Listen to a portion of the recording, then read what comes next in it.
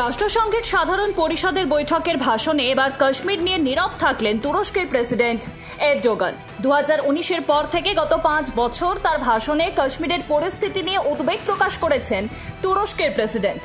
কোনোবার বিচ্ছিন্নতাবাদী তো কোনোবার পাকিস্তানের সঙ্গে বৈঠক করে সমস্যার স্থায়ী সমাধানের পরামর্শ দিয়েছেন ভারত সরকারকে। সরব হয়েছেন কাশ্মীরে মানবাধিকার হরণের অভিযোগ নিয়েও, যা ভারত সরকার ভালোভাবে নেয়নি। 2019 থেকে প্রতি বছর পালা করে ভাষণে কাশ্মীর প্রসঙ্গ তুলে ভারত সরকারের অস্বস্তি বাড়িয়েছেন এরদোগান। এবার তার ভাষণ নয়া দিল্লিতে স্বস্তি দিল বলা চলে।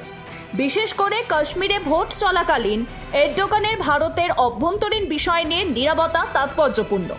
বিশেষ করে কাশ্মীরের বিশেষ সাংবিধানিক অধিকারে 370 নম্বর অনুচ্ছেদ বাতিলের সিদ্ধান্তের বিরুদ্ধে বারে বারে সরব হন তুরস্কের প্রেসিডেন্ট। বিধানসভার ভোটে সেই 370 নম্বর অনুচ্ছেদ অন্যতম ইস্যু।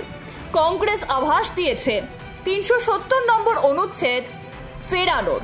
অন্যদিকে বিজেপি 370 নম্বর অনুচ্ছেদ প্রত্যাহারের সিদ্ধান্তকে হাতিয়ার করেই ভোটে লড়াই করছে। এরদোগান এবার কেন কাশ্মীর নিয়ে মুখ খুললেন না?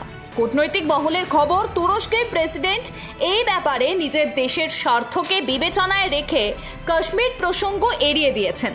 আগামী মাসে রাশিয়ায় অনুষ্ঠিত হতে চলছে ব্রিক্স, অর্থাৎ ব্রাজিল, রাশিয়া, ভারত, চীন, দক্ষিণ আফ্রিকার সম্মেলন।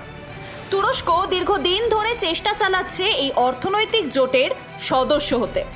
গত বছর দক্ষিণ আফ্রিকায় অনুষ্ঠিত সম্মেলনে ইথিওপিয়া, ইরান, ইজিপ্ট এবং সংযুক্ত আরব আমিরশাহীকে ব্রিক্সের সদস্য করা হয়। তখনই ঠিক হয় সদস্য বাড়লেও জোটের নাম ব্রিক্সই থাকবে। Bureau report, Ritam Bangla.